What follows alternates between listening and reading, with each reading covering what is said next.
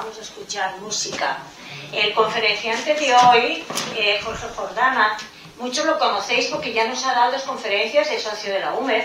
Lo que pasa que dio las 2 conferencias en la época siniestra del COVID y las dio a través de Zoom online. Una sobre su especialidad, puesto que él es doctor ingeniero agrónomo y economista y nos habló precisamente de nutrición y de las dietas, y otra conferencia nos dio sobre su gran hobby, que es la música y en concreto la ópera.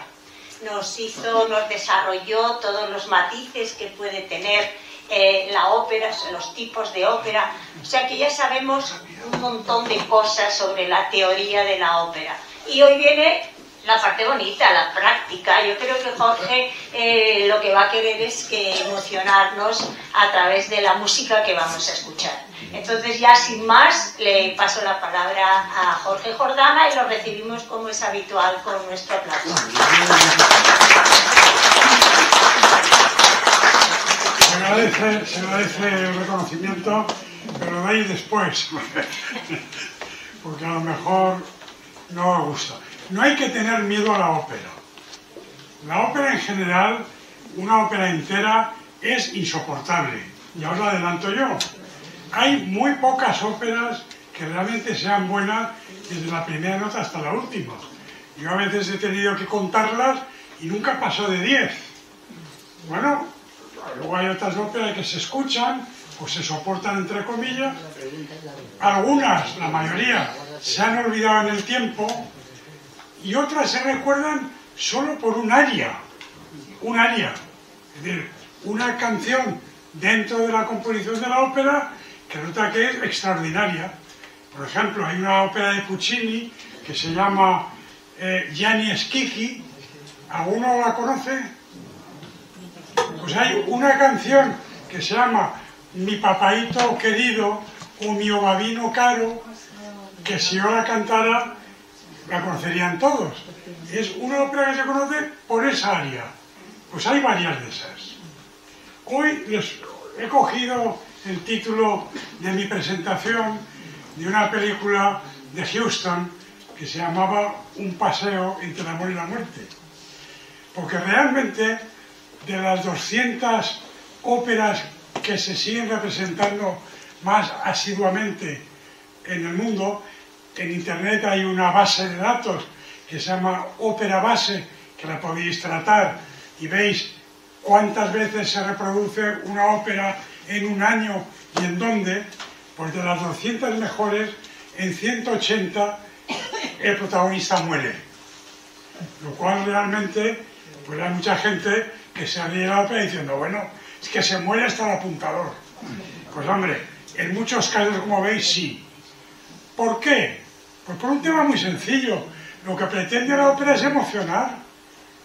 Y claro, no hay las 2 emociones más intensas que encontramos los humanos en la vida, es el amor y la muerte. Si es tan simple como eso. Entonces, si tú las juntas, el efecto es doble. Entonces, hoy, en esta presentación de arias, porque me pidieron que más que hablar de la ópera, eligiera fragmentos que pudieran ser emocionantes o de fácil comprensión para personas no habitualmente oyentes de ópera, pues he procurado una diversidad de arias en las que en casi todas hay muerte y en casi todas hay amor, pero he buscado amores diferentes. Y les voy a ir contando, según vayamos oyéndolas, previamente les iré introduciendo.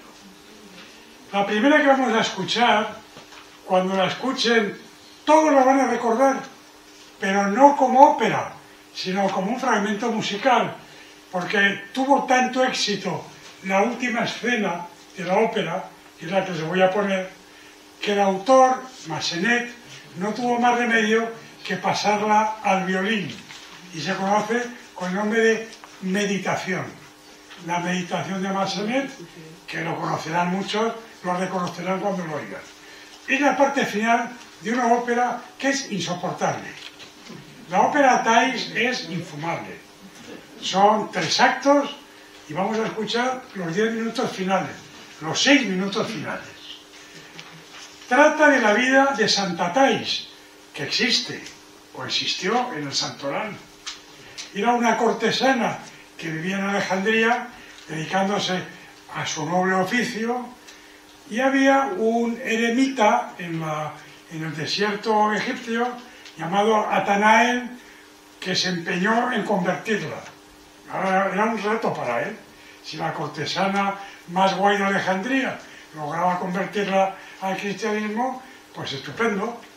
Y entonces al final lo logra, se la lleva a un convento de monjas, y en ese viaje largo entre Alejandría y el convento, que van de oasis en oasis, Atanael se empieza a enamorar de ella. Y al final la deja en el convento, pero él queda profundamente enamorado, aunque no lo manifiesta. Al final las monjitas le avisan de que se está muriendo de éxtasis. Se muere de éxtasis. Es decir, cuando llega Atanael, ella está viendo cómo se abre el cielo y empieza a ver a Dios y se muere. Muerte por éxtasis.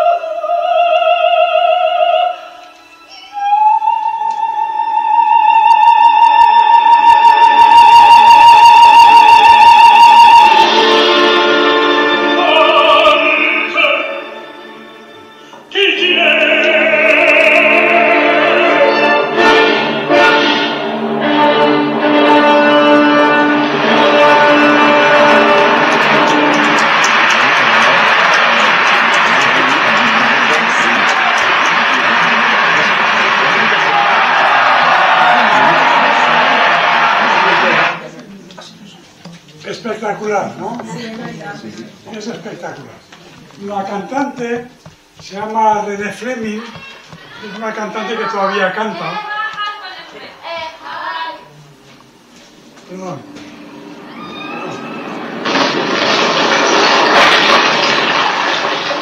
Un momento que se ha ido esto. La cantante se llama René Fleming, una cantante americana que todavía canta, ha cantado aquí en Madrid más de una vez. Yo me la encontré una vez tomando unos vinos al lado del Teatro Real. Es extraordinaria, tiene una voz exquisita y canta con un gusto extraordinario. Y el bajo barítono se llama Thomas Hampson, es inglés, ya no canta, pero tenía una voz que es estremecedora.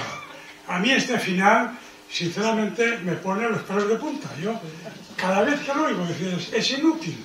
Igual da en público que en privado. Me parece extraordinario. Pero toda la ópera anterior, ni lo intentéis. Bien, la segunda que vamos a escuchar... La segunda que vamos a escuchar es El amor como engaño. Muchísimo, porque es la historia de Sansón, con lo cual sabéis que al final el templo y todos los filisteos, ¿no? Con Sansón incluido y con Dalila. Es la historia de un engaño. Es decir, Sansón era un juez de Israel, tenía un poder que le había dado Yahvé, que con el pelo largo pues tenía una fuerza extraordinaria, y resulta que los filisteos no había forma de conquistar a los israelíes porque siempre les sacudía Sansón.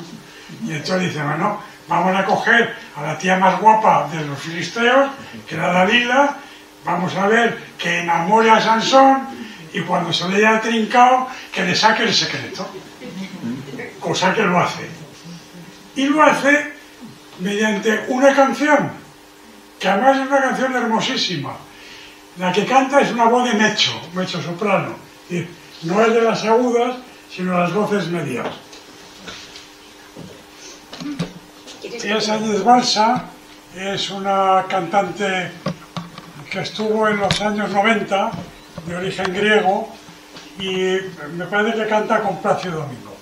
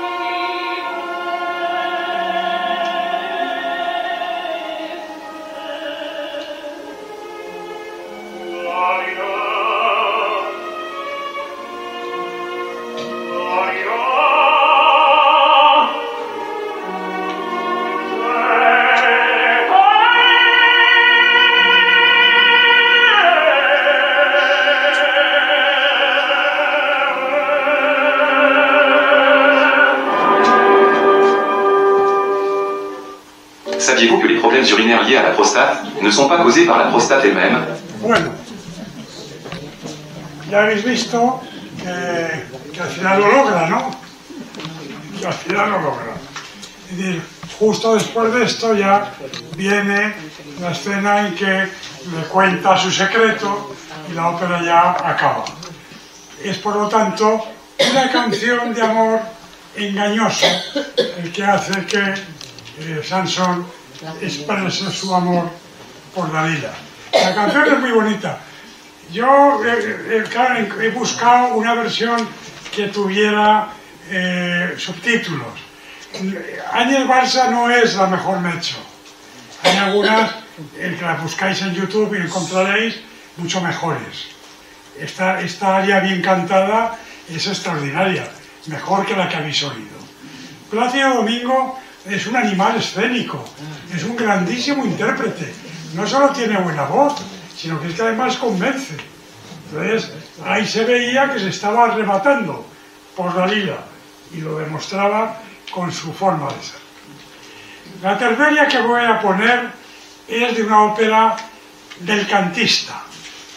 Yo, cuando di la conferencia en internet en los años de coronavirus, os contaba que la ópera empieza en el barroco, primera ópera en 1605, que todavía se interpreta en Orfeo de Monteverdi y que también muere, porque muere Eurídice, como sabéis, con lo cual empieza ya la primera en la frente.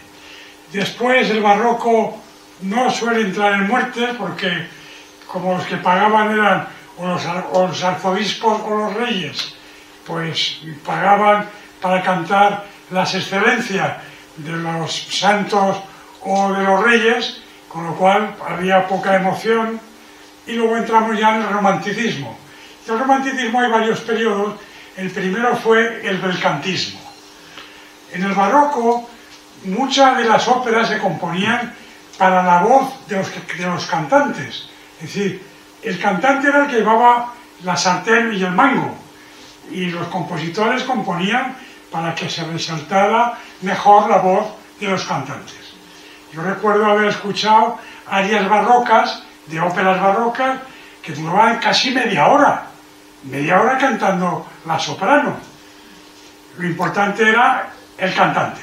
Entonces la transición al romanticismo se hace mediante los belcantistas.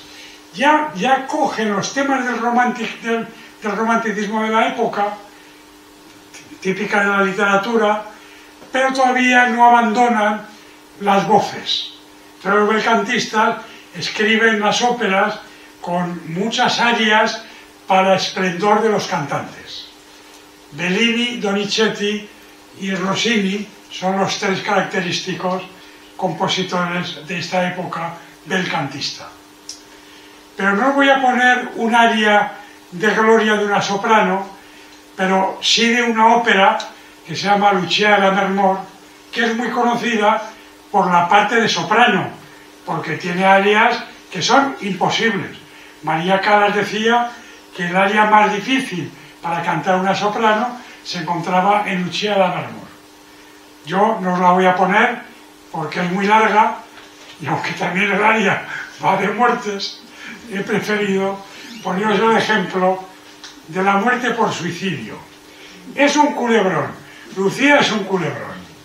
Lucía está enamorada de su amado, y Edgardo creo que se llama, que era de otra familia, son ingleses, que no se llevaban muy bien, por eso en las dinastías. El hermano de Lucía está arruinado y quiere que su hermana se case con un lord que tiene mucha pasta, con lo cual, claro, no le gusta nada que ande con el Edgardo. Entonces le hace la vida imposible y al final le engaña, porque Edgardo tiene que irse a no sé qué batalla de esta de dinastía, y entonces el hermano intoxica a la hermana con una carta falsa diciendo: esto ha mandado tu novio diciendo que está con otra. Entonces la pobre se desespera, entonces accede a casarse con el noble, pero desesperada lo mata en la noche de bodas. Entonces, la famosa escena de la locura de esa aria imposible de Callas es cuando ella aparece en mitad del banquete de boda, aparece en la escalera con su traje de novia blanco, entinto en sangre, cantando, se le ha ido la cabeza, y cantando que oye música celestial, que está estupenda y que está muy enamorada, y se muere. A todo esto, Edgardo ha llegado y le cuentan que se ha casado o que se acaba de casar Lucía, con lo cual él va al cementerio a decirle a sus antepasados que es un fracaso de vivir. Y en ese momento traen el cadáver de Lucía a enterrarlo al cementerio. Por casualidad está en el árbol. Entonces cuando ve el cadáver de Lucía, ve, oh cielo, que ya su amor va a ser imposible y que realmente Lucía se había muerto enamorada de él, con lo cual él se tiene que quitar la vida. Y se clava un cuchillo y se muere, que es la escena que vais a escuchar. Pero esta aria es preciosa, canta que, bueno, que sabe él que las almas enamoradas cuando mueren se juntan en Dios y que como Lucía ya está, pues él libera su alma para que se junte con su amor, y lo canta muy bien, como vais a ver a continuación.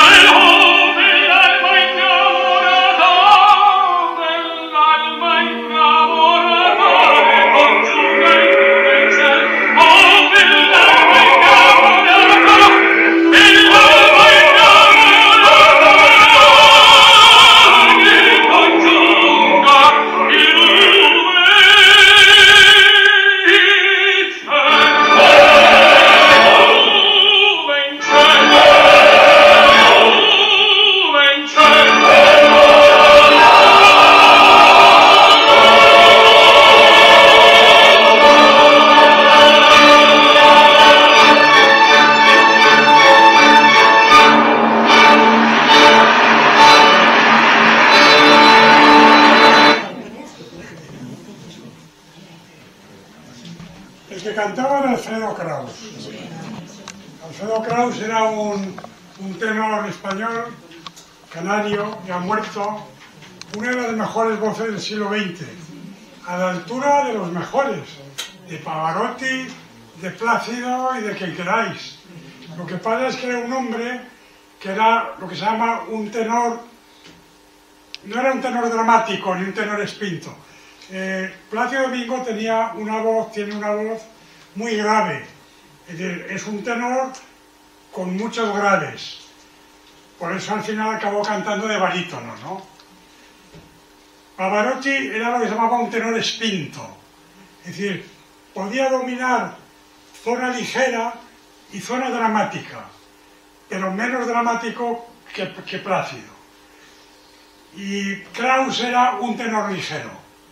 Los tenores ligeros no deben forzar la voz porque la pierden.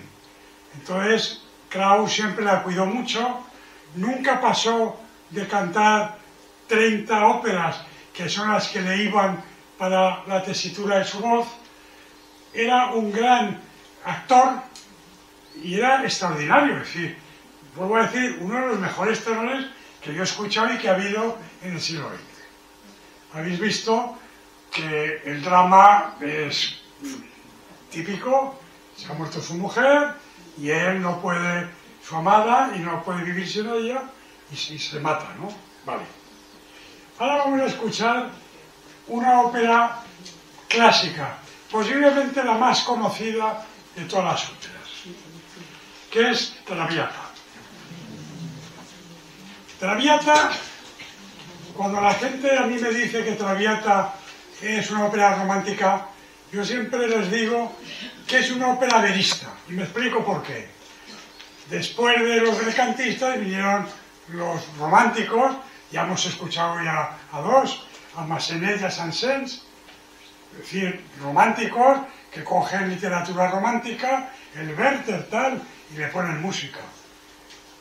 Y por lo tanto, como el libreto de Traviata viene de la Dama de las Camelias, pues hay mucha gente que dice, es una ópera romántica. Después del romanticismo, la última parte es el verismo.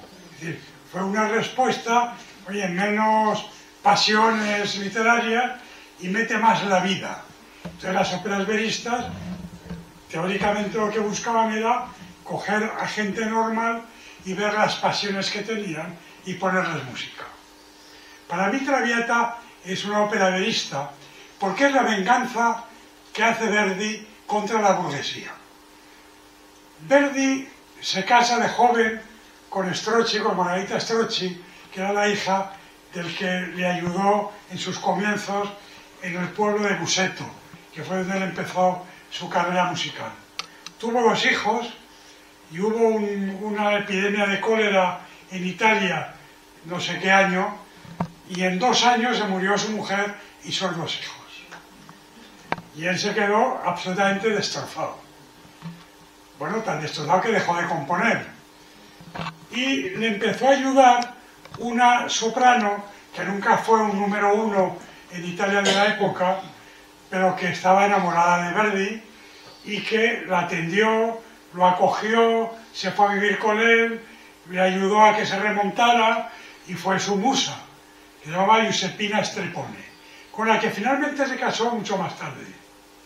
Pero estuvieron viviendo juntos 20 o 30 años, y la sorpresa de Verdi es que en el momento en que él empieza a vivir con Giuseppina sin estar casado, la burguesía italiana le da la espalda, ya no le invita a ferias, ya no tal, porque vive en pecado.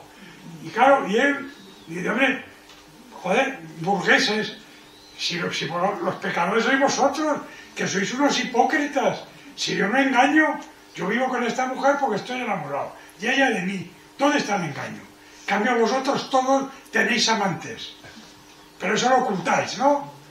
Y compuso la Traviata. La Traviata es una ópera de venganza, en la que Verdi demuestra que una prostituta, una cortesana, Violeta, llega a ser más generosa, mucho más generosa y más humana que cualquier otro de los que aparecen, de los burgueses que aparecen en la ópera. La historia la conocéis, ella es una cortesana, está de fiesta en fiesta en París y de conde en conde, y de repente aparece en ese círculo el hijo de un rico de Provenza, un terrateniente de la Francia del Sur, que se llama Alfredo, y cae allí y se enamora de Violeta. Violeta no se lo puede creer que nadie se enamore de ella, dada su condición, pero el otro insiste y ve que el amor es cierto, con lo cual al final Violeta se enamora de él, y se enamoran los dos y van a vivir juntos. Y como ella tenía tuberculosis, van a vivir al campo, a costa de ella, porque claro, el papá de Alfredo, como ella es una prostituta, pues claro, a Alfredito no le pasa un franco francés para que viva, y como el otro no trabaja, porque es hijo de papá, pues a costa de Violeta, vale. Pero Alfredo tiene una hermana que se quiere casar, y resulta que la familia del novio de la niña dice que no accede a casarse con la niña mientras su hermano viva en pecado. ¿Lo vais entendiendo? Y entonces el papá va al campo para hablar con Violeta, para pedirle el sacrificio de que abandone a su hijo, para que pueda casarse la hija. Y Violeta es tan generosa que lo hace. Y papá le dice, y no se lo digas a Alfredo, que lo haces por mí, porque entonces me ayudará a mí y a su hermana. Con lo cual, por favor, sacrifícate. Y ella es tan imbécil que lo hace. El momento en el que ella se despide de él, que es el nudo de la ópera, es lo que os lo voy a parar. Es el ama mi Alfredo. Alfredo entra en el cuadro de la ópera, que ha visto, le han dicho que está su padre por el pueblo, y está alarmado, que ha venido y tal. Y encuentra a Violeta llorando y escribiendo una carta de despedida. Pero al final no lo hace. Dice, ¿qué ha pasado? No ha pasado nada y tal, nada, estoy muy bien, las lágrimas son que me ha entrado un poco de polvo en el ojo, nada. Ama a mi Alfredo, y grita, ama a mi Alfredo. Te digan lo que te digan de mí, sígueme amando, porque la despedida. Y para rematar al final dice, addio. En italiano nunca se dice addio, se dice arrivederci. Addio se dice una persona cuando ya no la vas a volver a ver. Y es el momento, por lo tanto, cumbre. Esta versión que vais a escuchar se llama la versión de Traviata rojo y negro. Se hizo en el año 2005 en el Festival de Salzburgo y la canta una soprano rusa llamada Anna Netrebko, que en 2005 estaba guapísima, con una voz maravillosa. Es la única del siglo XXI que realmente tiene una voz que puede pelear con las Caballé y las del siglo XX. Y él es Villazón. Villazón era el protegido de Plácido Domingo. Era un tenor mexicano con una voz preciosa, que tuvo la desgracia de tenerse que operar de un pólipo en las cuerdas vocales, con lo cual no volvió a cantar. Los dos jóvenes, los dos se enamoraron uno del otro en esta ópera, pasaron una temporada juntos, hicieron 2 óperas más, vais a ver otra después, la Bohème, y claro, esta escena y esta ópera, que es de puro amor, cantada por 2 personas que están enamorándose mientras la están realizando, pues fue una ópera absolutamente inolvidable. Espero que disfrutáis de este momento, porque son 3 minutos nada más.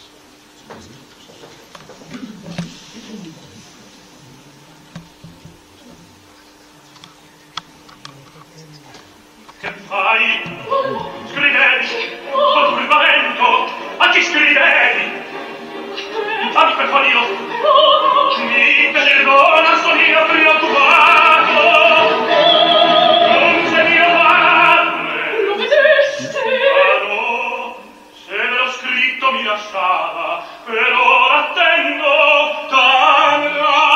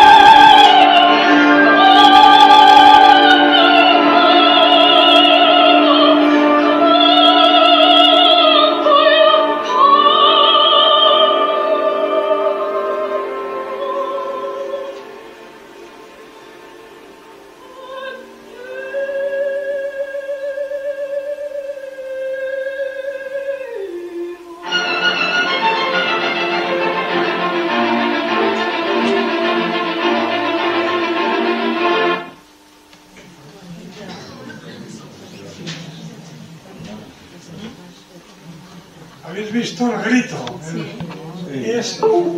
Es extraordinario, es que si no se puede decir mejor.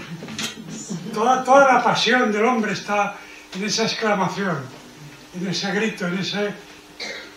Además está guapísima.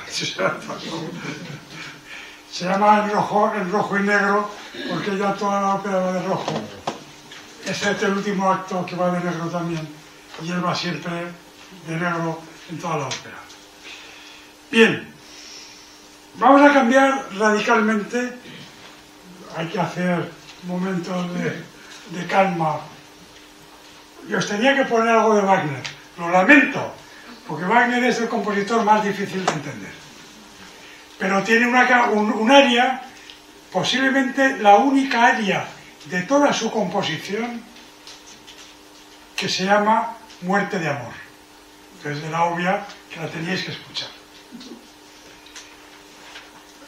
Wagner es un compositor diferente, totalmente diferente. Hasta ahora, todos los compositores que vais escuchando en las arpas son arias, y os fijáis sobre todo en el canto de él o de ella, en la melodía. La melodía lo lleva la cantante. En Wagner el cantante es uno más.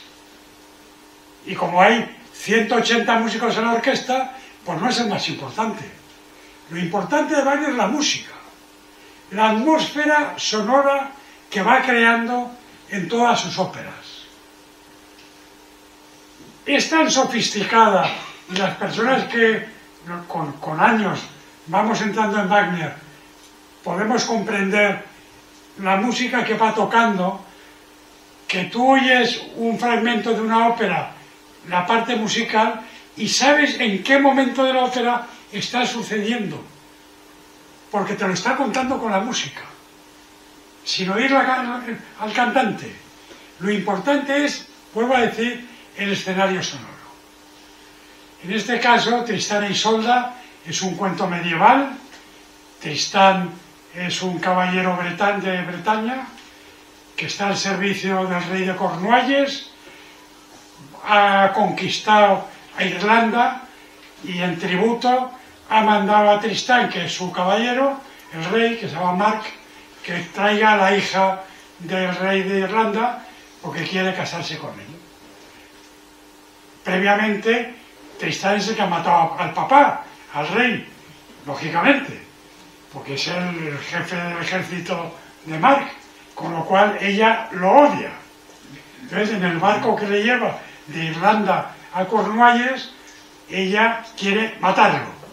Y entonces le dice a la sirvienta que lleva, que era experta en hierbas, hazme una pócima para matarlo.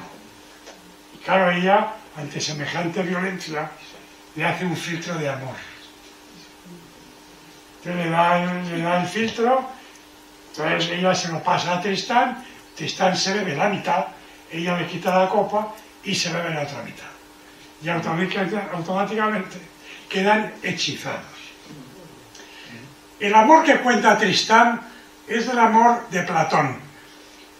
Habéis oído hablar todo de la Media Naranja. La Media Naranja sale en una obra de Platón que se llama El banquete, en el cual se está hablando precisamente del amor mundano, y uno de los de la tertulia, que es Aristófanes, pues dice, no, yo lo que veo es que el ser humano se creó como un todo y que Zeus se irritó porque eran muy chulos y entonces mandó un rayo y partió en dos a esa esfera perfecta. Con lo cual, todos los humanos estamos partidos como una naranja. Entonces, el papel que tenemos en la vida es encontrar la otra parte, pero pensar que en los millones de medias naranjas solo hay una, que es la que nos puede completar. Es el amor perfecto, que difícilmente se puede conseguir. Es una quimera, por eso se llama platónico, el amor platónico. Pues Tristán es el amor platónico, mira por dónde he conseguido, por un filtro de amor. Porque si se hubieran conocido, normalmente, obviamente no hubieran ligado, pero como estaban con el filtro les unió. Tristán al final muere de las heridas producidas por una lucha caballeresca previamente, además es exilado por el rey, porque sabe el rey que está enamorado de Isolda y lo destierra a Bretaña, y al final el rey se apiada y le dice a Isolda: pasa el charco y vete con tu amor. Y entonces ella va y se lo encuentra moribundo, tan moribundo que muere en sus brazos. Entonces ella canta la canción que se llama El Liebe Tod, la muerte de amor. Canta esa canción, fijaos sobre todo en la música que hay detrás, que es insistente, y que crea esa atmósfera sonora de unión. Y al final Isolda cae muerta. Está cantada por Walter Meyer. Wagner tiene el problema de que es muy exigente con las voces. Son voces muy fuertes, muy dramáticas, muy difíciles, que además las tiene 4 horas cantando. Es decir, cuando Isolda llega aquí a esta escena, lleva 3 horas y media cantando. Con lo cual ya tiene la voz algo gastada. Por eso hay muy pocas sopranos que sean realmente capaces de ser grandes cantantes de Wagner. Walter Meyer, que todavía canta, ha sido la última de las grandes, y hemos tenido la suerte de oírla aquí en Madrid bastantes veces. De hecho, ahora mismo está cantando en el Real, están poniendo Tristán, no con ella.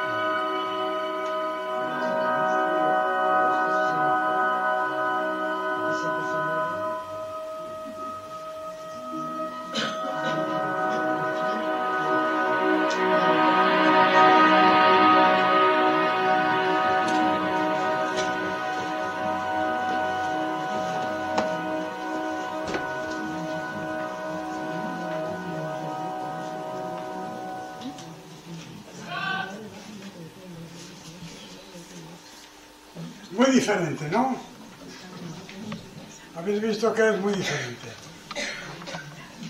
Pero, no sé, yo, claro, es que lo he oído tantas veces, a mí me sigue emocionando. Y yo no sé si os habéis fijado en lo que he intentado resaltar, la importancia que tiene la música, cómo la va envolviendo, cómo va construyendo un edificio alrededor de ella. Y cuando ella ya se ha quedado sin voz, la música sigue rodeando esa lejanía hacia Tristán para que se unan las dos medias naranjas. Bien,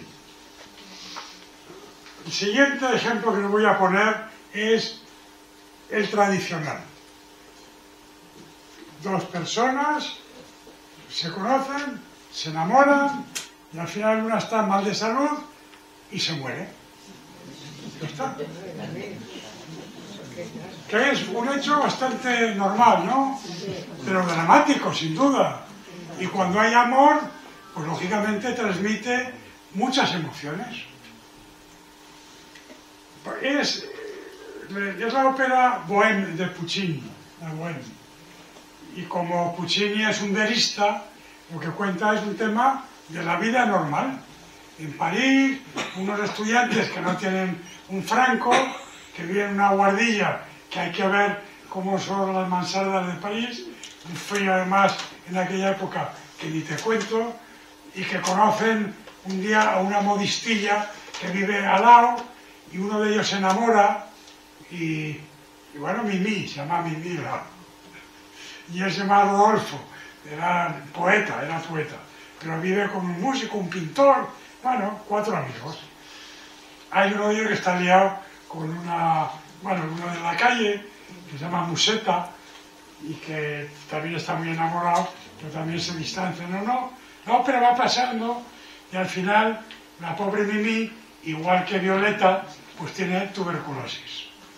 Y entonces un día vuelve a donde están los estudiantes porque se siente morir.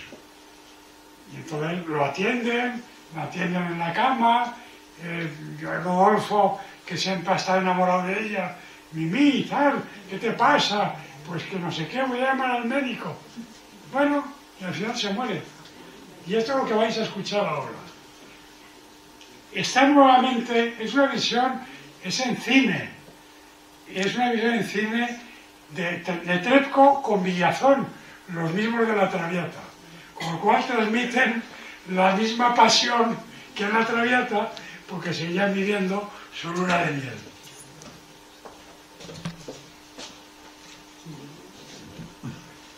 Alguno de vosotros llorará. Yo entre ellos.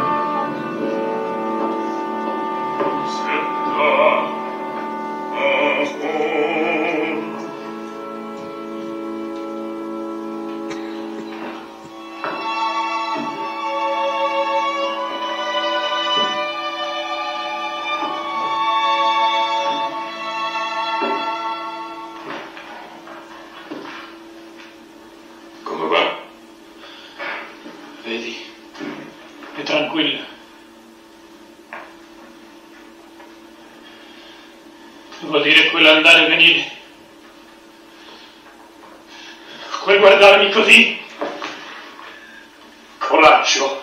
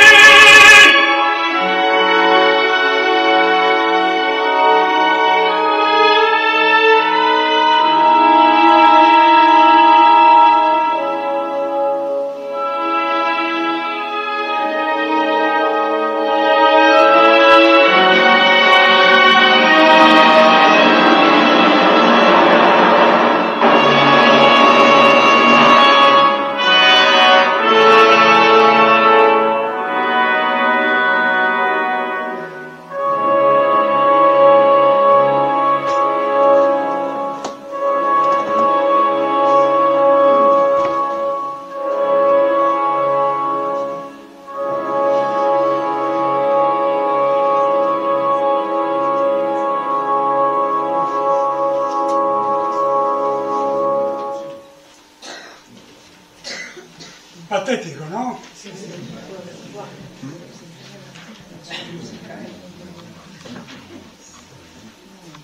Realmente es una escena, como he dicho yo, las cosas pasan en la vida, ¿no? A todos nos pasa. Y realmente transmite, la música transmite esa desolación, ese desgarro que produce la separación por la muerte.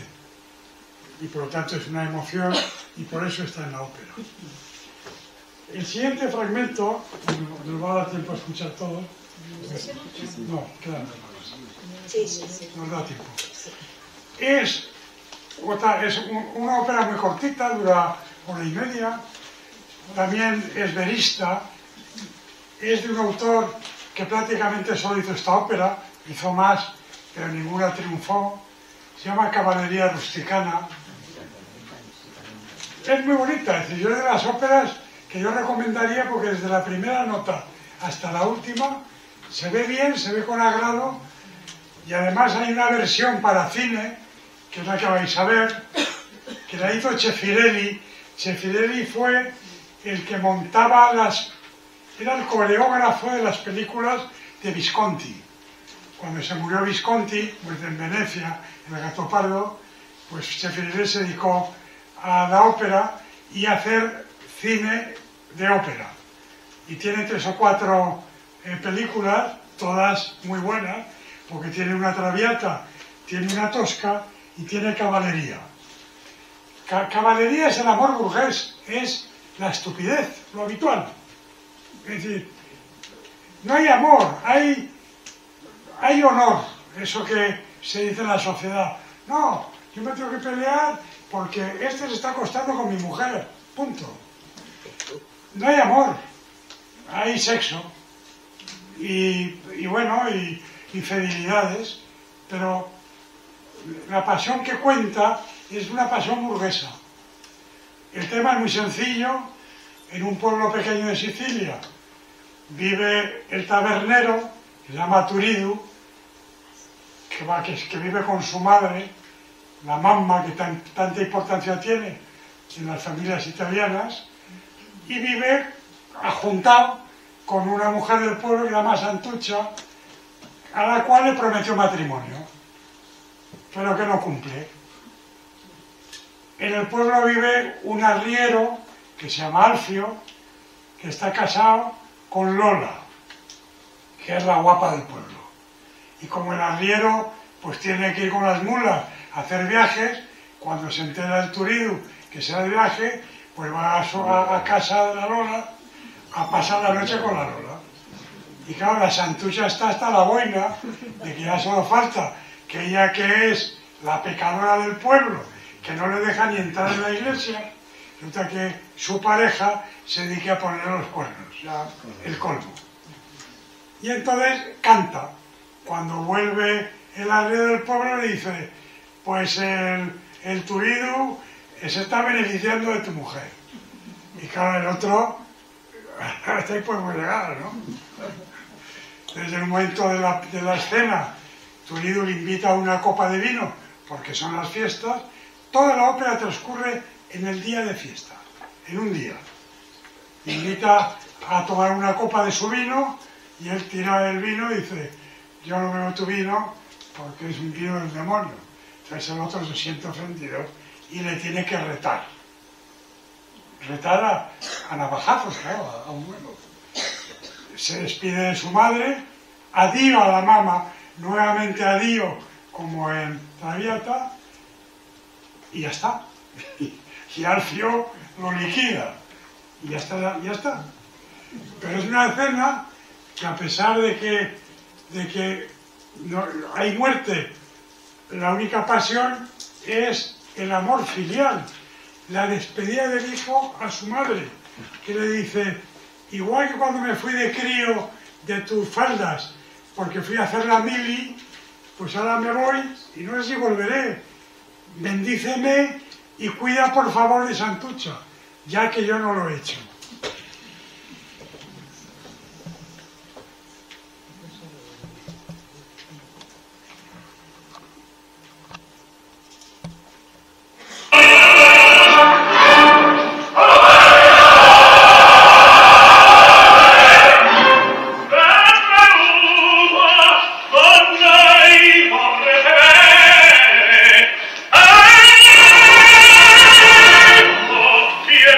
Yeah.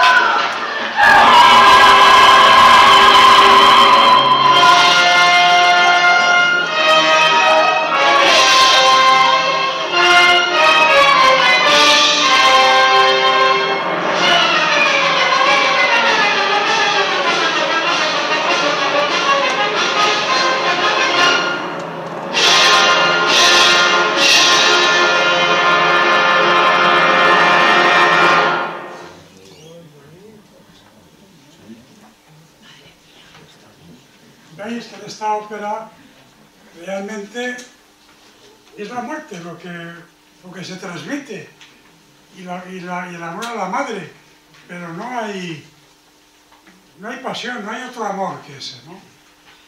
Es extraordinaria la versión por el movimiento escénico que le da Cheffirelli. Claro, era un genio y sabe mover al pueblo en cada momento en una escenografía realmente admirable. Y vamos acabando, porque llevamos ya casi hora y media de ópera. Y vamos a acabar con una ópera también de Puccini, por lo tanto también verista y también completa. También desde la primera escena hasta la última tiene mucha música y muy buena. Para mí, cuando me dicen ¿cuál es la mejor ópera que has oído? Pues hombre, entre Traviata y Tosca, pues ando por ahí. Unas veces diré Tosca y otras Traviata, pero son las dos extraordinarias. Y vuelvo a decir que en las dos tenéis película de Cheffirelli en YouTube. Buscadlas. El tema es muy sencillo. Cavaradossi es un pintor que está pintando en una iglesia, que además yo estuve en Roma uno de los viajes y hice el itinerario de la ópera tosca. Es decir, estuve en los 3 sitios donde pasa el primer acto, el segundo y el tercero. Y está pintando en una iglesia que se llama Sant'Andrea della Valle. Y bueno, Floria Tosca es una cantante que es la que más de moda en la Roma borbónica, porque Roma era una posesión de Napoleón. Con lo cual a los italianos patriotas, por lo que antes estaban muy enfadados por la situación. Y había un patriota llamado Angelotti que está preso en el Castel de Sant'Angelo y logra fugarse. Y cuando está en la iglesia pintando, de repente aparece el Angelotti porque tiene una capilla, su familia en esa iglesia, y su hermana le ha dejado una ropa y tal para poderse disfrazar y salir de Roma. Al final todo se complica y el gobernador, que se llama Scarpia, que es malísimo, bueno, pues detiene a Angelotti, detiene a Cavaradossi y además quiere también liarse con la Tosca, con la que Tosca no se deja. Bueno, al final, la escena que vemos, que es casi la última de la ópera, Cavaradossi está encerrado en el Castel de Sant'Angelo y saben que lo van a fusilar al amanecer. Es de noche todavía, él lógicamente está despierto, está acordándose de Floria, de Tosca, de su amor, y se lamenta, recrea uno de los últimos momentos que se lo pasó con ella, cuando vivían en su casa de campo, y ella entraba, y lo emocionados que estaban, y justo ahora que está en plena plenitud de la vida, cuando más feliz es, cuando la vida puede ser más llena, resulta que se la quitan. Y entonces ese canto de frustración, de desolación, es el aria conocidísima, que todos conocéis, con el cual vamos a cerrar el acto de hoy, cantado por Pavarotti. Otro de los monstruos que hemos tenido la suerte de conocer.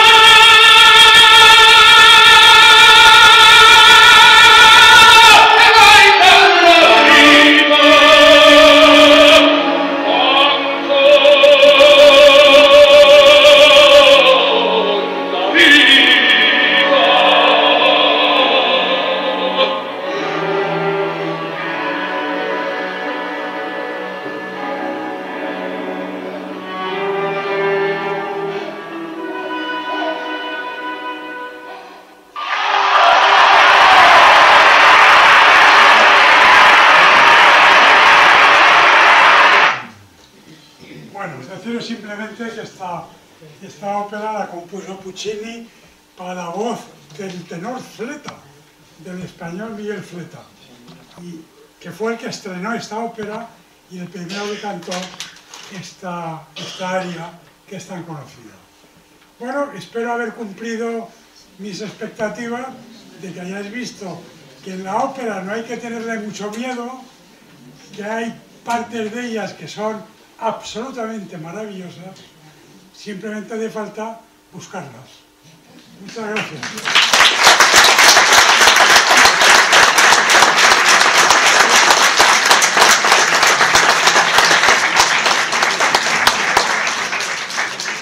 Bueno, Jorge, si lo que pretendías era emocionarnos, nos has tenido 1h30 con el corazón en un puño, ¿no? Seguro que hay preguntas. Yo quiero decir, no quiero preguntar. Creo que se me oye. Gracias. Gracias. Yo no puedo decir otra cosa. Nos has llevado de crimen en crimen, de muerte en muerte, y sin embargo nos has hecho pasar una tarde maravillosa. Y has elegido un tema tomatero. O sea que muchísimas gracias, porque sí que es verdad que ha sido 1h30 estupenda, a pesar de que salimos de aquí con el corazón hecho una breva. A mí lo que me ha pasmado, Jorge, es que no tenías ni una sola nota. Por Dios. Oye, es que todo aquí en el coco, ¿no?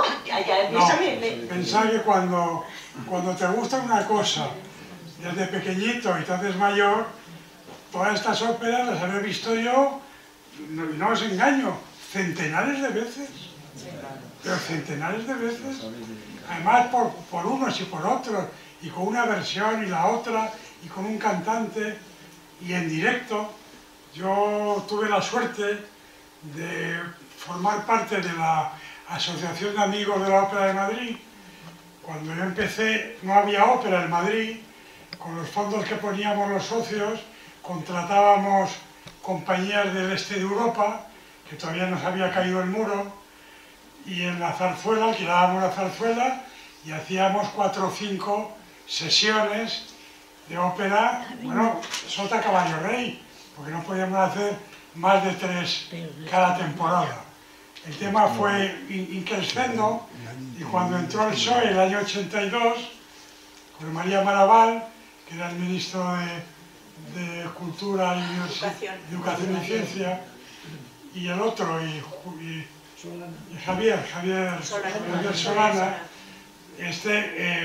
que además éramos conocidos, dijo que lo que quería era traer la ópera a Madrid, devolver el Teatro Real para la ópera, hacer el auditorio y entonces hacer temporada.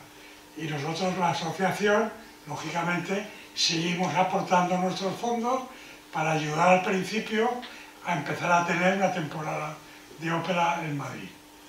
Además tuve la suerte de que, como yo trabajaba muchas veces en Barcelona, tenía que hacer en Barcelona muchas reuniones, pues procuraba ponerlas cuando coincidía con las óperas del liceo. Con lo cual, durante 30 años he estado cubriendo la temporada de Madrid y la de Barcelona. Entonces he visto muchísima ópera porque he disfrutado mucho. Y me ha aburrido mucho, porque os voy a decir que hay muchas óperas infumables. Bueno, y a base de escuchar, pues al final es que disfrutas mucho, sinceramente. Es muy emocionante. La música te transmite mucho. Y es lo que me pasa. ¿Alguna pregunta? ¿Alguna pregunta? Fidel está aquí delante.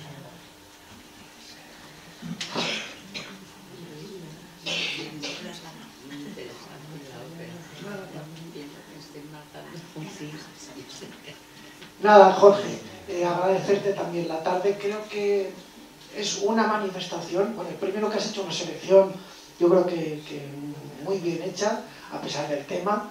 Y bueno, a pesar del tema nos deja disfrutar, vivir, salir ahora y seguir disfrutando del sol, a pesar de los sentimientos que luego en algunos momentos nos provoque la ópera. Pero me parece que es una manera muy interesante de aproximarnos a un tipo de música que a veces no es tan asequible, pero que yo creo que sí que nos has creado un poquito de gusanillo y de interés, aunque no sea para especializarnos ni para echar tanto tiempo como tú, para buscar en YouTube o para escuchar algunas de los CDs que tenemos en casa y que a veces les dejamos en segundo lugar porque nos parece que la ópera es un poco larga o dura. Muchas gracias y bueno, pues seguiremos aprendiendo un poquito más de ópera de ti. Gracias. Bueno, pues si no hay más preguntas, despedimos a Jorge con nuestro habitual aplauso.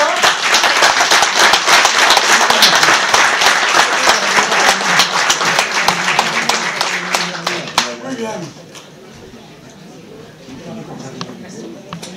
Creo que es la primera vez que no sonó ningún móvil en la conferencia.